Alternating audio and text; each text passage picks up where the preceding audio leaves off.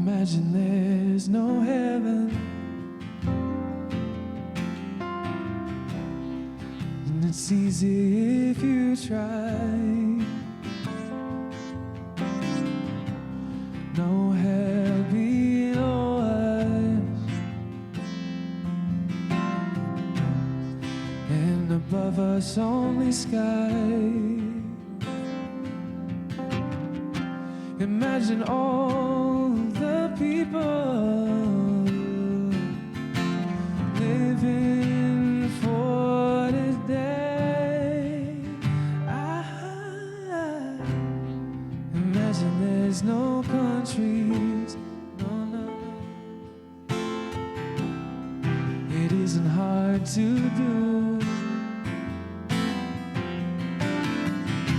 Nothing to kill or die for. No religion too. Imagine all the people living life in peace. You may say I'm a dreamer, oh, but I'm not the only one. Hope someday you'll join us. Come on. And the world will be as one.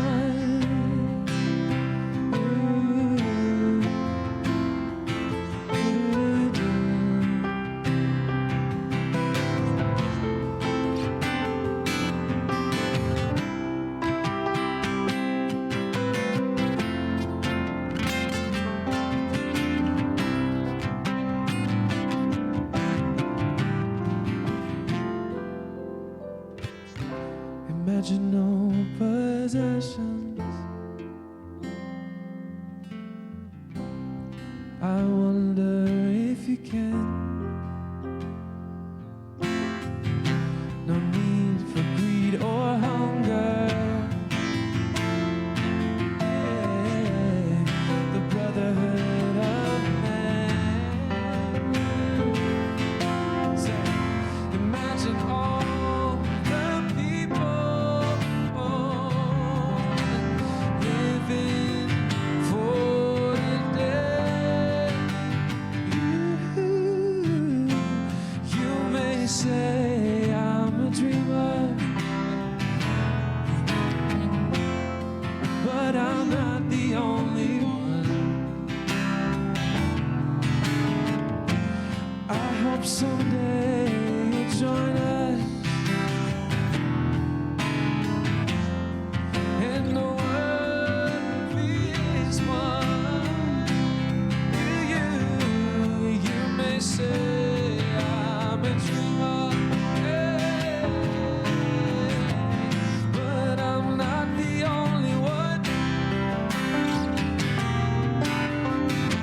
I hope someday you'll join us,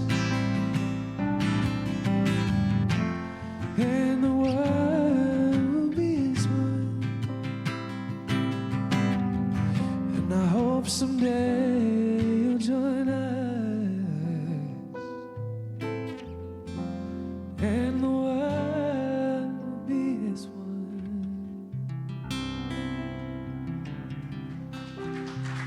Amen to that, right? I want to invite Sheila Hughes to the stage, to the bima. Good morning. Good morning. Welcome to the Center for Spiritual Living, Los Angeles. I'm Dr. Sheila Hughes. I'm president of the board here at the center.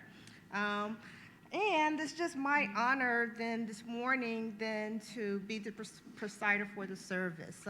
Reverend Dr. Keith obviously is not here this morning, and he is battling a case of the flu, the influenza. So we give him then all of our love and support and treatments, and we know then that he is better and better every day. Yes. So, however, I am so pleased and honored, though, to have as our guest then this morning, our guest minister, Dr. Maureen Hoyt. Yes,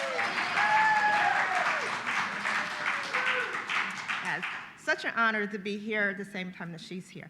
I almost feel like, I don't know if you all remember that song by Peaches and Herb, Reunited and Feel So Good. That's all right. Okay, so we come together then every Sunday to gather and to be in community and be reminded how to fulfill our vision statement, which is supporting individuals finding their personal self-empowerment through a spiritual awakening. Now, I am going to also invite all of you, if you have any electronic devices, as Dr. Keith always says, that are not life-sustaining, to turn those off then at this time. And we're also going to take a moment then to say hello to those then who are watching on Facebook Live and also on the live stream. Okay. So I want to introduce you to our musicians. You've already heard a bit from them already, all right? They're going to share with us one of their songs. Our co-music director, Yaron Spiwak. And the wonderful James Harper. Thank you. Gentlemen.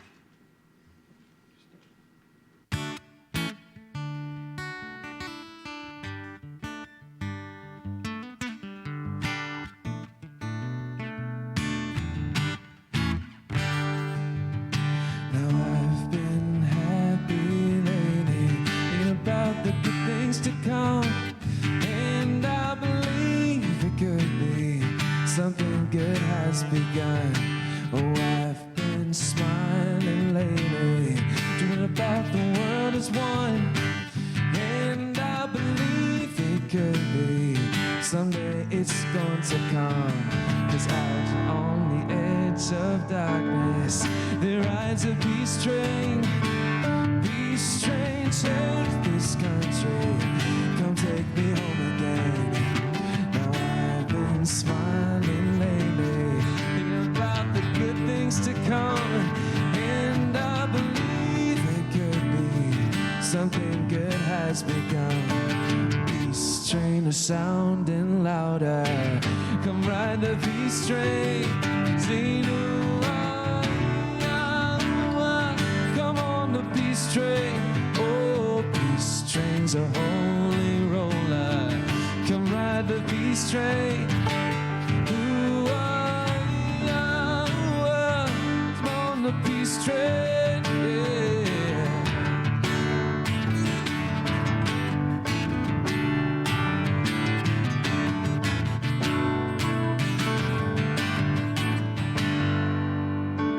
Get your bags together, go bring your good friends too, 'cause it's getting nearer, it soon will be with you. Now come and join the living, it's not so far from you, and it's getting nearer, soon it will all be true. Peace train is sounding louder, come on the peace train, sing come on the peace train. Oh, peace train's a holy roller, come on the peace train. Come on the peace train.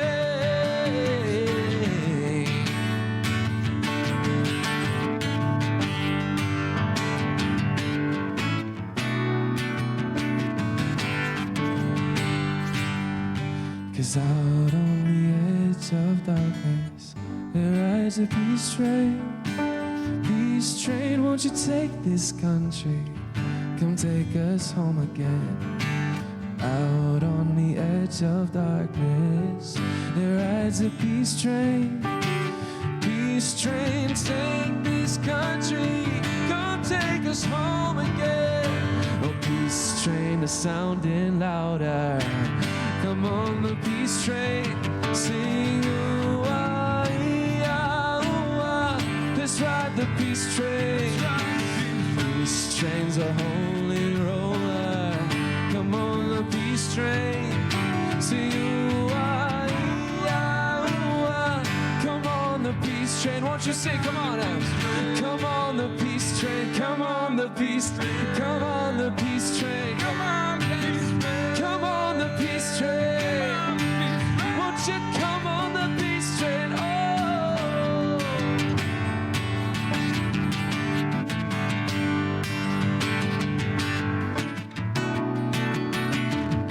Come on the peace train. Don't come take a ride on the peace train. Yeah. Come on the peace train.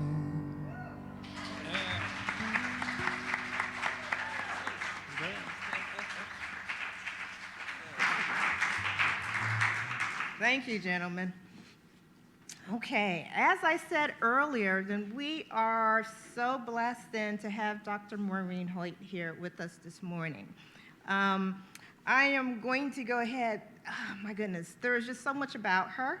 And I decided I'm going to read this, okay? So, Dr. Maureen Hoyt is a legend. Yes, in the movement of New Thought. She's been in this ministry for years and years, and she has been the spiritual leader of the Center for Spiritual Living, both in Westlake as well as Granada Hills. She's taught countless numbers of students and over the years. She's been editor and author for many publications. She's also our dear, dear friend. And I think any of us would love to have her, though, as coach or mentor. She's a dear friend of the Center for Spiritual Living Los Angeles. So please welcome to the Bema, Dr. Maureen Hoyt.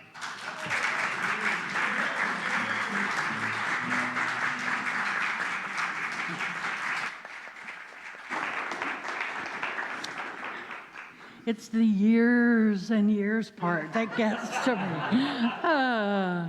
That's so funny. And yes, I have been around for years and years. I guess, excuse me one moment. It's not gum. The interesting part of it is I started in this movement in 1973. 1973. I had a Weight Watcher lecturer invite me to church one Sunday to Founders, and my kid's dad made me take my own car just in case it was a cult and I needed to make a quick getaway. Needless to say, they grabbed me by the heart, and here I am. So today, I'm going to call up Dennis to light the peace candle. And as he's doing so, maybe it's an opportunity for all of us to think about what it is that is peaceful in ourselves. And maybe what is not peaceful in ourselves may be the more accurate assessment today. And I'm going to talk a little bit about that in my conversation this morning. So, Dr. Keith has chosen peace for us to focus on as we begin the new year. And I'm sure you will agree with me, this is something we can all benefit from in the world today. Dr. Holmes, the founder of Science of Mind, educates us that peace is a quality of the divine that exists within each one of us. He also teaches us we impact our lives through our thoughts, beliefs, actions, reactions, and interactions of life itself. This is because we are conscious beings and live in a universe governed by spiritual law. In other words, the way we live our life shows up in form. And this is where they usually hand out the silver bullet for us to bite on. You know, Dr. Keith often shares an acronym for peace. Purposeful energy activates conscious energy. And let's focus on this energy purposefully as we perform this ritual.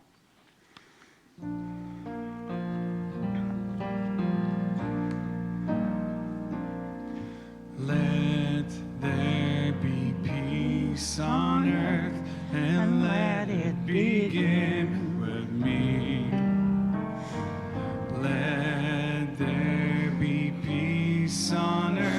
the peace that was meant to be.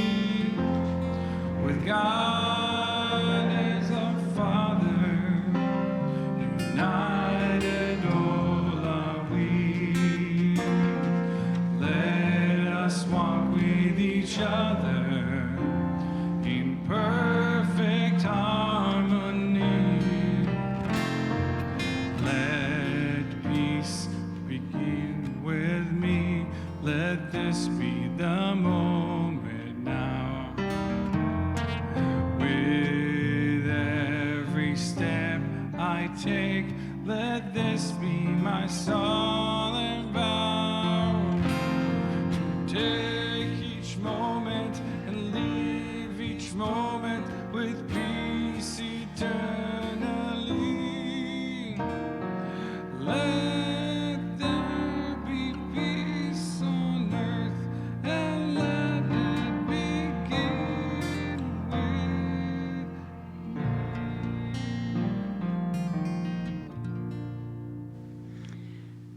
So as Dennis lights the candle, please join me in consciousness, please.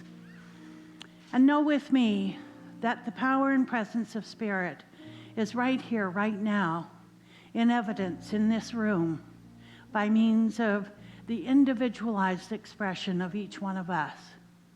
And so I know today that as we journey together for this next hour, that we do so from a consciousness of awareness, knowing that our awareness is heightened by the presence of every other person here, that we are here by divine invitation.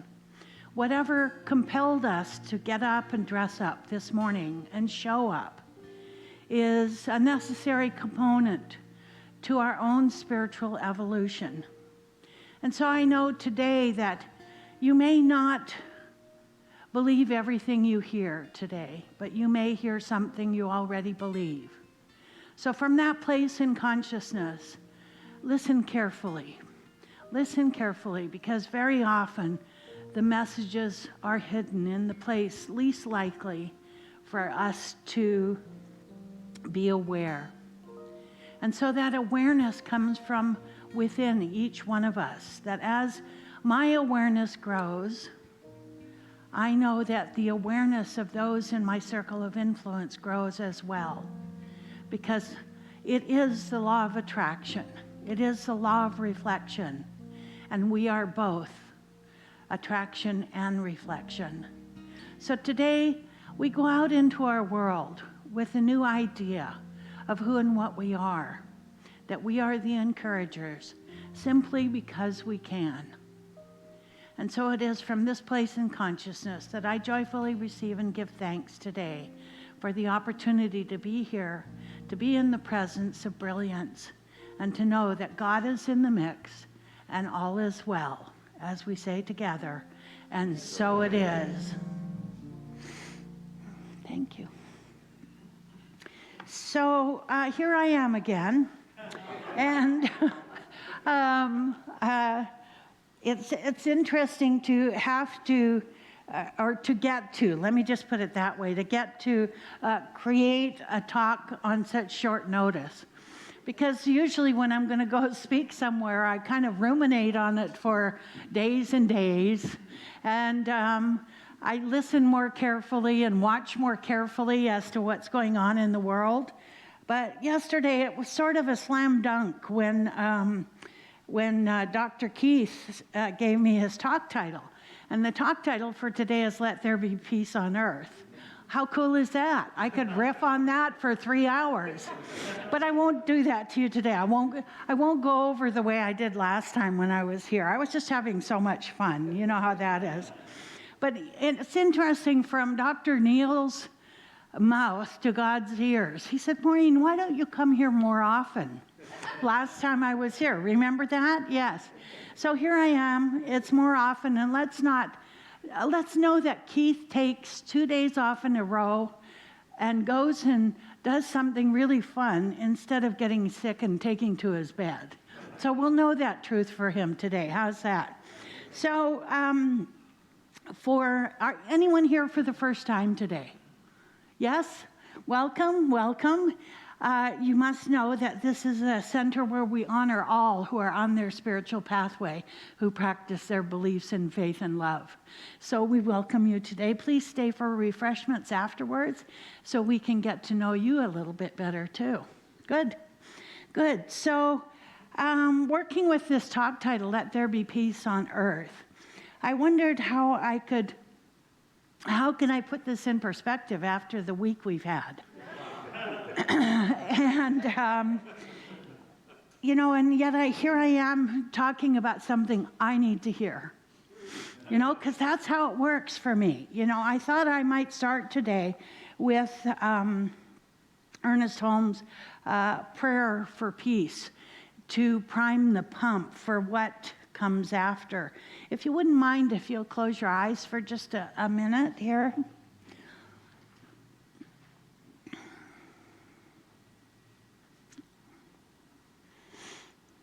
He starts off, the earth is the Lord's and the fullness thereof. I know there is but one mind, which is the mind of God, in which all people live and move and have their being. I know there is a divine pattern for humanity, and within this pattern there is an infinite harmony and peace and cooperation, unity and mutual helpfulness.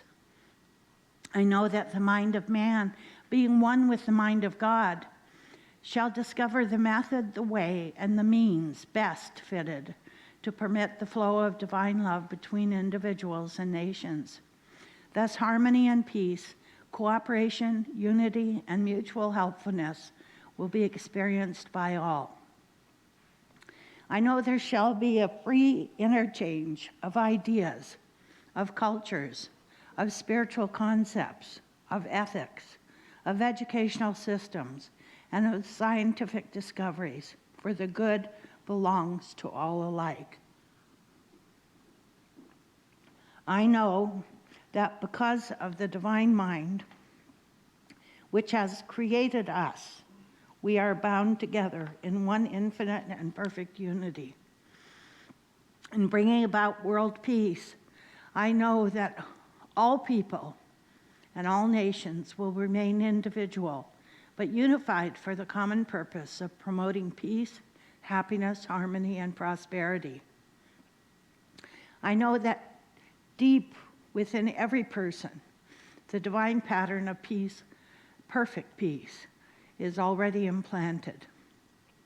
I now declare that in each person and in the leaders of thought everywhere, this divine pattern moves into action and form, to the end that all nations and all people shall live together in peace, harmony, and prosperity forever. And so it is now. Travis, 1 second.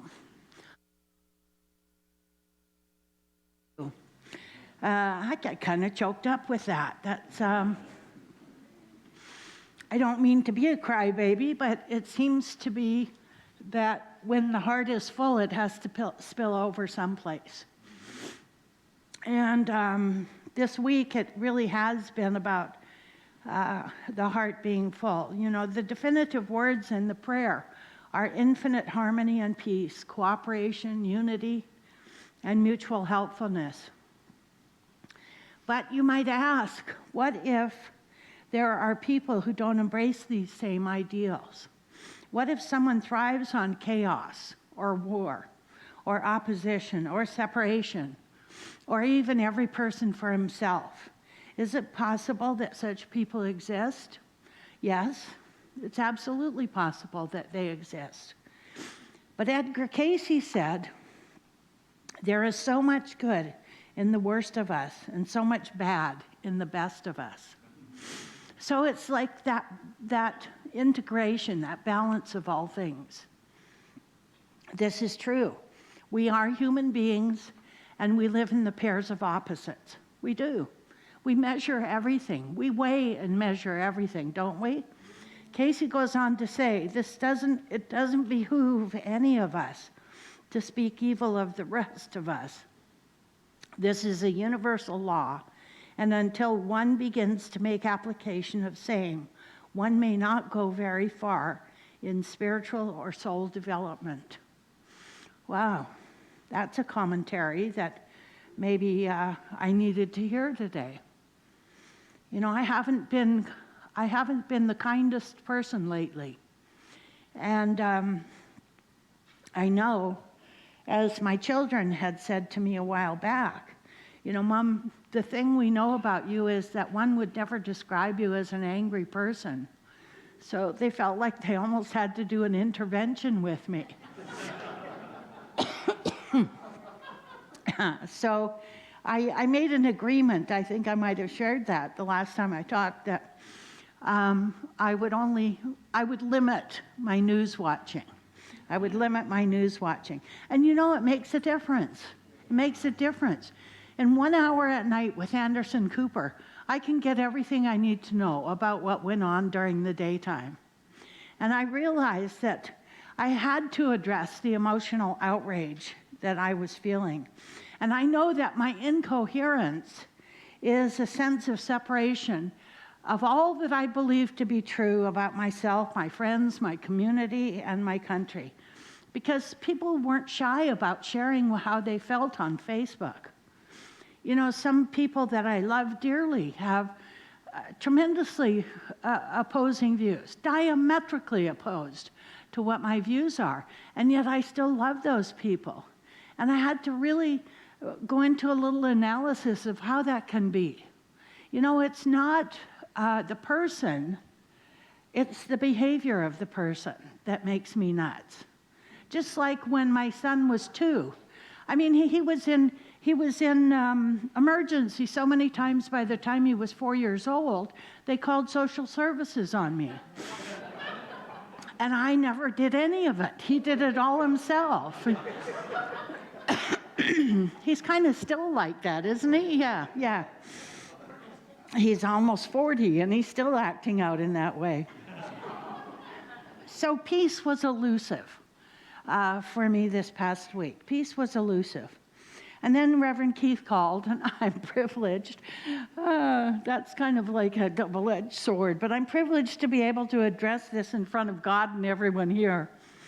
You know, the microcosm of my feelings and my life is an indicator of the macrocosm of the country's feelings and the country's life. You know, just look at the parallels and see where we are in relationship to the country and the world. I am a proponent of self-examination, and I always go there first. If I wake up in the morning with an undefined malaise, I'll ask myself, did I have bad dreams? Did I eat something I shouldn't have? Is there something unresolved from the previous day? I kind of go through a little checklist in the morning. And after reading Greg Braden's book in the 90s called The Isaiah Factor, I discovered something profound and prophetic to help me understand what was happening. He said, we live in a world where everything is connected. We can no longer think in terms of us and them when it comes to the consequences of the way we live. Today, it's all about we. The undefined discomfort that I was feeling can be directly tied to what might be going on in the Middle East. From those suffering from the coronavirus right now, or closer to home, what's happening in Washington, D.C. If we're all connected, you know, there's no time or space in the mind of God. So truly, if we believe there's only one mind, we're all connected in that one mind, consciously or unconsciously.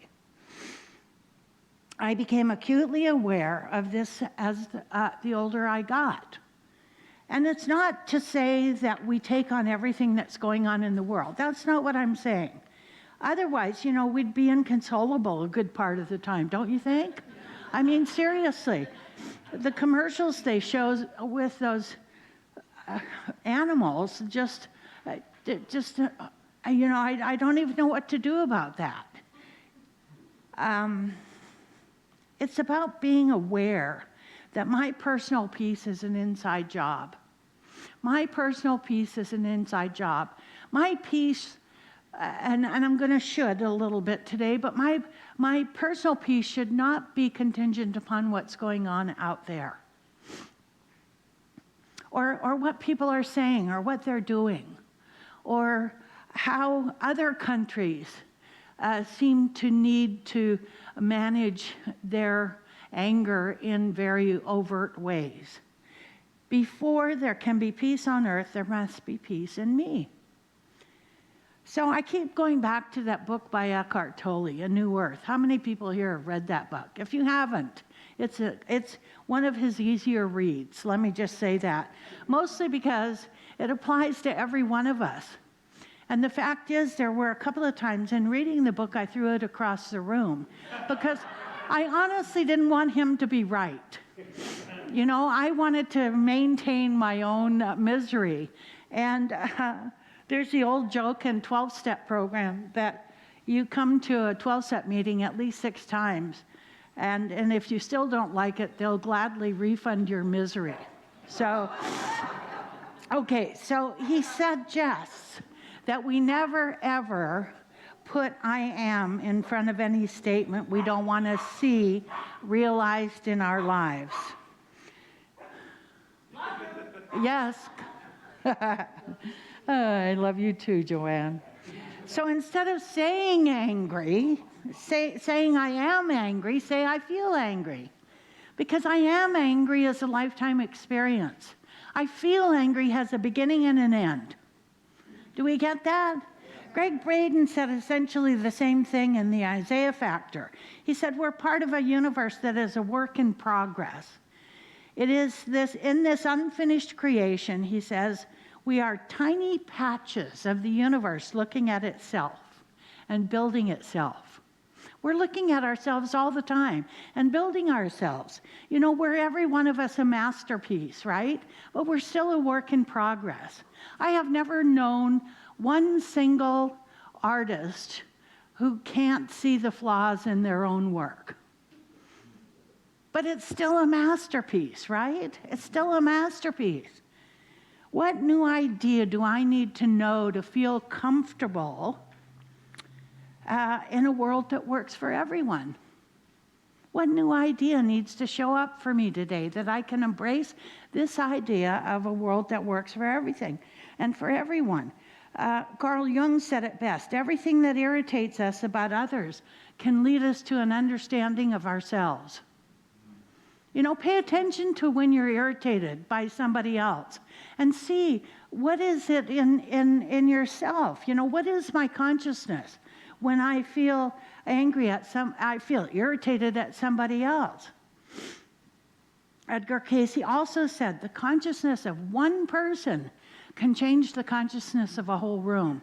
And that works positively and negatively. So the ideal would be not to adapt to the energy in the room, but to stay centered and sort of protected in your own personal energy. If you come in positive, you get to leave positive when you work it from that angle. We can be the ones to influence the energy of a room in a more positive way. One of my favorite stories is a parable called The Precious Stone. Maybe some of you have already heard it. A wise woman who was traveling in the mountains found a precious stone in a stream.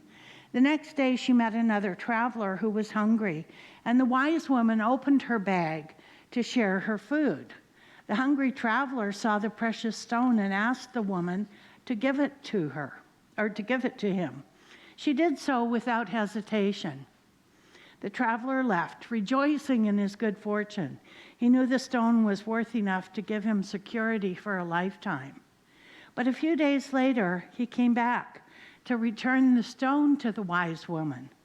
He said, "I've been thinking. I know how valuable this stone is, but I give it back in the hope that you can give me something even more precious." He said, "Give me what you have within you that enabled you to give me this stone." It's not the wealth we have, but what's inside us that others need. You know, I joked about, being in love with the not being in love with the lamp, but being in love with the light within the lamp when I was here a couple of weeks ago. You know, usually we fall in love with a person's energy. We fall in love with whatever that is. Ernest Holmes said, consciousness comes before us in all things. People know who we are even before we open our mouths. We have a sense. You know, if we're alive, awake, and aware, we have a sense of who other people are. And as religious scientists, we're taught about independence and self-reliance. So an independent person who's positive and they're self-reliant and they're exciting to be around, we want to be around those kind of people, don't we? We don't want to be around crabby people. We don't, well, no, not like Dr. Tom Costa used to say. He said, you know, there's nothing more irritating than a babbling person. He said, I'd really rather be around a babbling brook. And I think maybe that's personal preference, right? That's sort of like personal preference. Emerson's essay on self-reliance is a definitive work explaining all of this.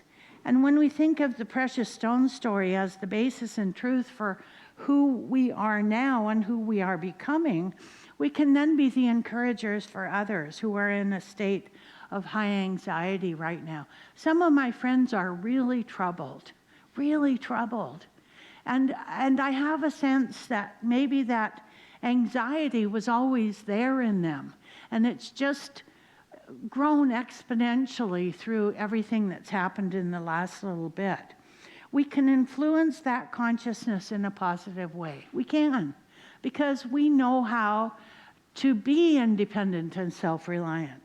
You know, if the blind in spirit try to lead others who are blind in spirit, they both fall in the ditch. They do.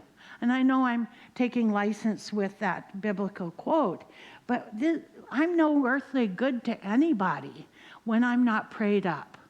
I'm no earthly good to anybody. I mean, seriously, I'm no good for myself when I'm not prayed up. How do I think? That's my ego working. When I think about thinking that I know better for somebody else, that's my ego working totally and completely. I'm not saying that we should ignore the feelings we might be experiencing right now. But again, I have to say this. Anger changes nothing in the physical reality. It's only a catalyst for change. It's only for me to look at where that anger is coming from and what it is that I need to do. Gloria Steinem said many years ago, change doesn't occur from contentment or complacence. It only occurs from irritation, just like Carl Jung said, right? It only changes from irritation. I would say that the level of irritation in this country right now is at a fever pitch. And I can hardly wait to see what kind of change is going to take place. You know, I mean, seriously. Those little tiny bits of sand that get in the oyster that irritate and create this beautiful pearl. Oh my God. Can you imagine the pearls we're going to have out of all of this irritation? Mark my words. Next time I come here, you'll say, Maureen, remember when you said that? I mean, we have a lot of bits of sand in our lives right now. So when we affirm peace on earth, we know that everything unlike peace on earth shows up to test every fiber of our spiritual being. Every fiber. God can't take a joke. Except maybe for giraffes. You know, God doesn't have a sense of humor. So when we affirm there is peace on earth, everything unlike that shows up to test the truth of our statement. We are being called to a higher order of thought today. We're creators. And even more than that, we're connected creators. So if we don't like the way things are going, we can change them and experience a different outcome. Last night, not last night. When was it? Friday night. Friday night in I belong to a group called Dining for Women. It's a charitable group that meets once a month. She cornered me and she asked me to facilitate a women's group against Trump. And in my best Mother Teresa manner, I said to her, I don't protest against anything. I don't. Tell me what you're for. Tell me what you're for. Do you know that she got up and walked away from me? So I realized that I have some work to do because I judged her. And I'm telling the story today because I realize that she's so very, very afraid. She's afraid. When we're against something, all that anger energy, all that misery comes to the surface, and we want to direct it in some way. Well, I would say that might mean expending energy in a very different way. Go do something physical. Figure out a way to release that energy. Talk to somebody who is going to love you in spite of your misery, and listen to what you have to say. But don't talk to everybody. Find one person that you can trust to listen to how it is that you're feeling. Lastly, I want to share something from The Life and Times of Ernest Holmes. It's a book that's out of print, but I cherish my copy of this book because it was written by Fenwick Holmes. It's a biography of Ernest Holmes. And on the very last page of that book is a little part of a piece that I spoke to on the very first talk I ever gave at Asilomar in the chapel when I was sort of channeling Ernest Holmes. And it's a gentle reminder for today. Let us have the hope and belief that somewhere in the spiritual evolution of the human race, there might arrive, or has arrived, or can arrive, a group of people in the spiritual field who will have enough intelligence, respect, and admiration for each other to cooperate in a spirit of freedom for peace on earth, and trust God to do the rest. So it's a trust issue for so many of us. We can't see right now how things are going to end up. We can't. And it's like, being in fear is futurizing. But we have to trust that in the present moment, everybody came dressed today, thank God. Everybody maybe had breakfast this morning. Everybody had enough gas in the car to get here today. It's a trust issue for us. Trust that somebody, somehow, is going to show up to be able to direct us in a way that works for everyone, makes the world work for everyone. We can do this as religious scientists because we have at our disposal this idea that there is a loving and generous and cooperative spirit, God, the force, the universe, whatever it is that you want to call it, that we can do this knowing that with God, all things are possible. And so it is. So it is.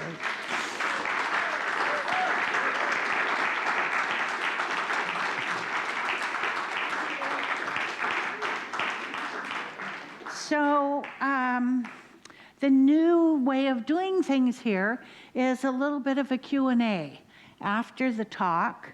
And so I'm going to ask if anyone has any questions that you want to ask. Yes? What was the piece abbreviation? Oh, the piece, hang on one sec. She wants to know what the acronym for peace is. Purposeful energy activates conscious energy. Oh, he put energy on here. I'm reading my notes. Is it evolution? Okay, let's do it again. Purposeful energy activates conscious evolution. Now that makes a lot of sense. Oh, thank you for asking that. Any other questions this morning? Yes. Yes, well, it's not a question I have. Yes. Or a comment that I think that your unrest or your anger can be turned into very positive action. And I always remember the state saying, I work as if there's no prayer, and pray as if there's no work. Yes. So in terms of the political scene, I think it's important to be involved because you have a positive point of view, a positive sense of who you are. Yes. And not to remain, in a sense, in a series of just trusting within yourself, but action. Yes. Very definitely action. Action is needed. You know, we feel so thwarted, you know, when we're at the mercy of a bunch of other people and other rules and regulations. When we would really like to be free spirits, we would like to do whatever it is that we like. My anger, I take ownership of my anger. I never speak about myself in the second person, because if I do, then I don't have to listen. So I take ownership of my anger. I take ownership of how it is that I'm feeling. But I think the point is that I never put I am in front of anything that I don't want to experience. And so I feel angry is a very real possibility for everyone here. I feel angry at social injustice. I feel angry at pets that are hurt. I feel angry at children that are hurt. They don't have anyone to advocate for them. You know, as adults, we have a tremendous responsibility to take care of those, the elderly, of which I'm becoming one rapidly, but we have a responsibility to take care of one another. And so if I feel angry, then I redirect that anger in a positive way. I find a way in which to serve. And one of the ways in which I am currently serving, you might want to know this, is we're working to create a shelter in Thousand Oaks for the homeless. There's been a Kmart that has been vacant for 21 years on Hampshire Road. They have paid the lease on that property, and there's a friend of mine who lives in San Francisco, who's a billionaire. He's ready to fund this. I'm focusing my energies on seeing the city council voting on this in the positive, so that there's a place where people can come and shower and change, wash their clothes, get a hot meal, and some of them really just need a hand up. They just need a hand up. So, and probably a large percentage, 47% of those people are former military. So I'm learning things that I never expected to learn. So all this stuff got me a little bit more politically active than I've ever been in my life. I'm a naturalized U.S. citizen, and my first election was George W. Bush. Okay. And so it's been an interesting journey for me to find out. To make a difference, we have to be proactive. Really, we do. One last question? Yes. The woman that asked you to head up a group to Women Against Trump or something, where'd you go with that now? Like, have you learned something from that? Yes. What's your next step? So here's what I know about that. He's asking about the woman who said, wanted me to facilitate a group, Women Against Trump. The thing is, I will speak to her. This was in a group situation, and it was really difficult for me to have a conversation with her, largely because she walked away from me. But I know this person, and I know how she thinks. And so I will make an attempt tomorrow or the next day to telephone her and have a conversation about what she's for. What's she looking to create that has a positive, uplifting idea behind it? In the 60s, I marched with Angela Davis for peace. Many were marching against the Vietnam War, but I felt like it was really my job, even then, not being a religious scientist in those days, was my job to redirect the energy because it was so volatile. It was so, well, it was terrifying, actually, to be in a large group like that with people wanting to punish somebody for what was happening. And I think that's a large part of why we feel so angry, that we feel like somebody should be punished. Like behavior that's inconsistent with our perfection needs to have consequences. And Ernest Holmes said, everything that we do has logical consequences. Everything that we do. So that our job is to find ways in which to do things that are positive and uplifting, and the logical consequence of that is that somebody will say, wait, I want what you have, Wayne, and I'm willing to go to any lengths to get that. I want to be like you are. I want to see the world the way someone who's positive and uplifting sees the world. Someone who's an encourager. And the root word of encourage is of the heart. It's French for of the heart. So encouraging someone so that they aren't so heartsick. And that's a good job for us today, to go out there and not get so angry at all the road closures going up to try to get on the freeway. You know, it's one day out of the year. Get over it. But, okay, so I digress. Any other question and we're done? Yes. You used a lot of examples of when someone should say, I feel. Yes. Examples of when someone uses I am. What are opportunities to use the phrase I am? I am. Yes, all those things that are uplifting and encouraging. You know, sometimes affirmations can be let's pretend. You know, using uplifting conversation, saying I am wealthy beyond measure and I can't pay the rent, that's let's pretend. You know, that's totally let's pretend. But even at that, there's a way to move into the consciousness of I am wealthy beyond measure. I am willing to be wealthy beyond measure. You know, that sets the stage for something to happen, something to be birthed. And so if you really can't say, you know, you look in the mirror, why am I so broke? That's so disempowering. So disempowering.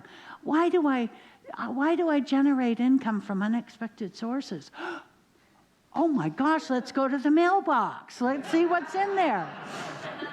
So there are ways to empower oneself, not just through affirmations, but through asking positive why questions. And you'll be surprised. I'm going to just put something in your ear.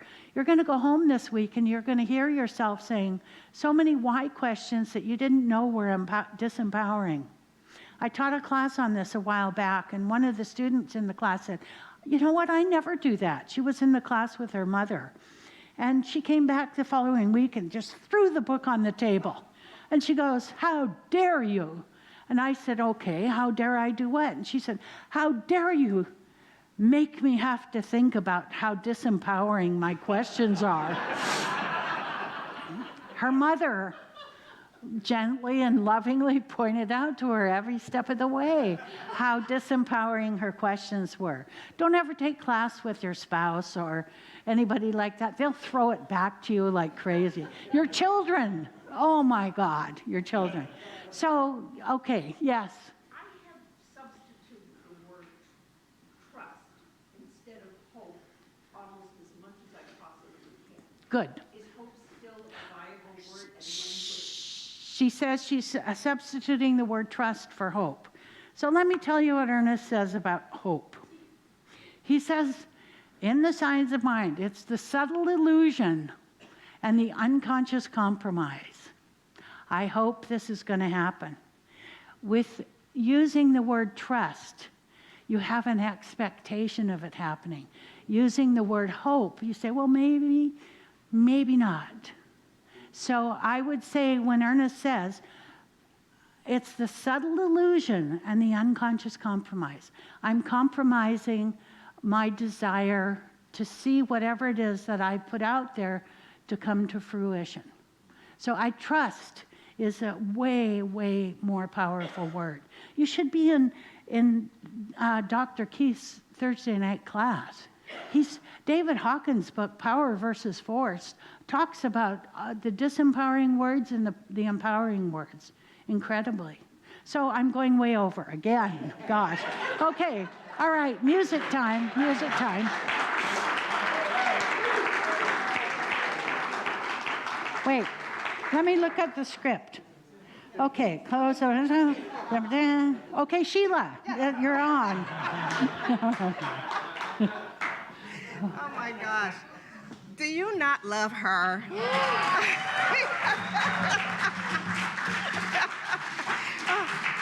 And frankly, we don't care whether you go over or not. Yes, oh my goodness gracious. You said, Edgar Casey said, the consciousness of one person can change the energy of the whole room. Did she do that? Yes. She did, didn't she? Yes. Okay, all right. You were paying attention. I was, and I wrote it down.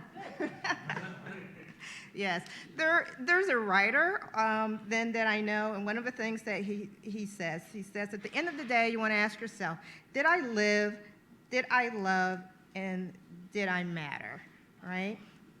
And I absolutely love that. And every time Dr. Maureen, comes in, then I always think of that because that is who she is, Did she live? Who did she touch? Did she love?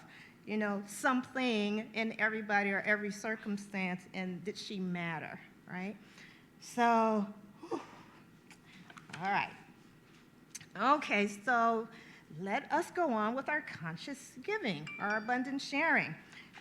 So we're asked our ushers to come up to the front. So now that the time then that we are going to give financially. So please know then that every dollar then that you give goes to supporting us here as a ministry and also with our place in the world then too as well. There are many ways to give. You can give by check. You can give cash here with the ushers. At the front desk, you can use a credit card or you can use the app, which is what I do. And you can also then give online then too as well. So there is a new song then that we are singing. It is on the front of your little handout there? Yeah. Okay. All right.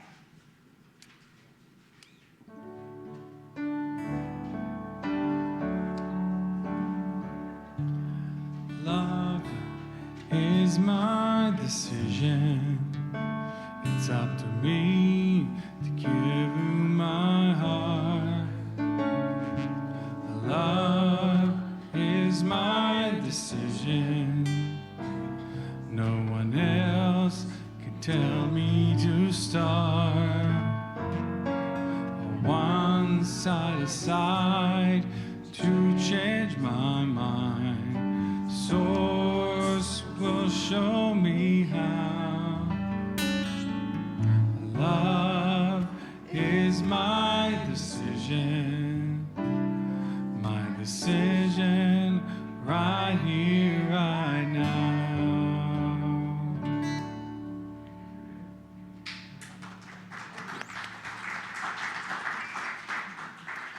So a couple of just quick reminders for the class, the mystical nature of conscious evolution on Thursday night. We'll let you know about that. I think it's kind of dependent on how Dr. Keith is feeling, and we'll let you know. All right, look at the newsletter. The newsletter comes out every Tuesday, and there's wonderful information then that's there. Dr. Keith also includes in a little message with the newsletter too as well. There is other information, I believe is on the TV, then that's in the lobby, certainly is on the website then too as well. There's coffee and tea and I believe other edibles out there then in the back. Before we have our last song here, I do want to do some thank yous. So for our practitioner of the day, then Tim Barber, thank you. Connie Snyder is our, where is she? Oh, she's outside. Okay, but she is then our board member on duty. If you have anything then that's positive then that you want to share, please talk to her.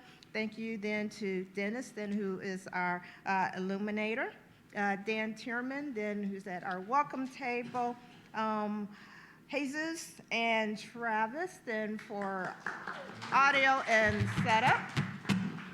And Jesus is not in here, but say happy birthday to him. Tomorrow's his birthday. Our musicians, obviously, Yaron Spiwak and James Harper. And last but never, ever, ever least, Dr. Maureen Hoyt. All right. And so our last song.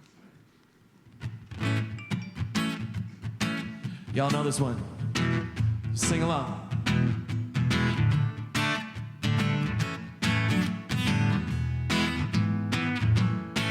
We sing one love, one heart. Let's get together and feel alright. That's right. Sing one love, one heart. Give thanks and praise to the Lord, and we will feel alright. Whoa, whoa, whoa, let's get together and feel alright. Let them all pass their dirty remarks. And there is one question that I'd really love to ask. And is there a place for the hopeless sinner who has hurt all mankind just to save his own? And we sing one love, yeah, one heart. Let's get together and feel alright. Do you feel alright? One love, yeah, one heart. Give thanks and praise to the Lord, and we will feel alright. Yeah, yeah, yeah, let's get together and feel alright. Come on.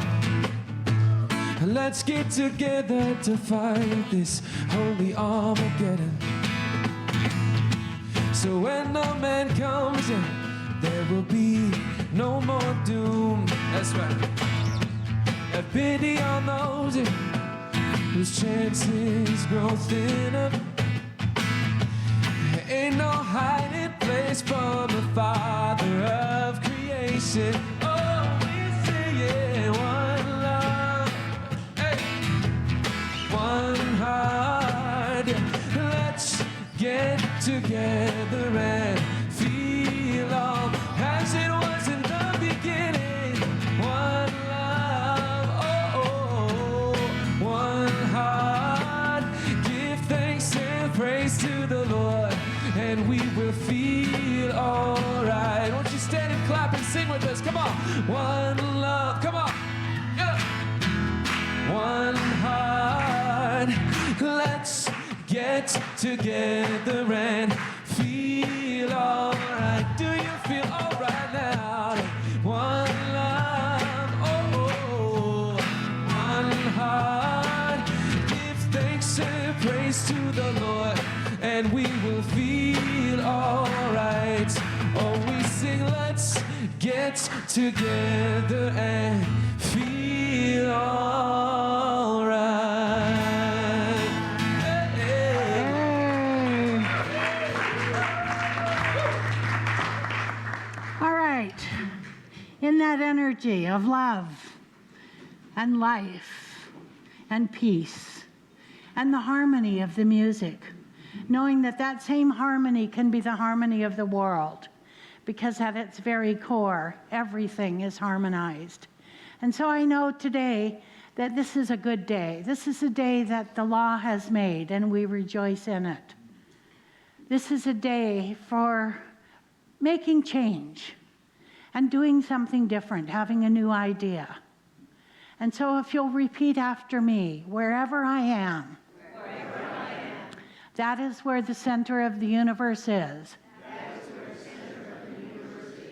Wherever I am, that is where meaning has its beginning. To know that I have a purpose in this world. To know in every fiber of my being that I am important and unique. To know that without me, the world would not be the same. That is walking on water. And so it is. Go in peace.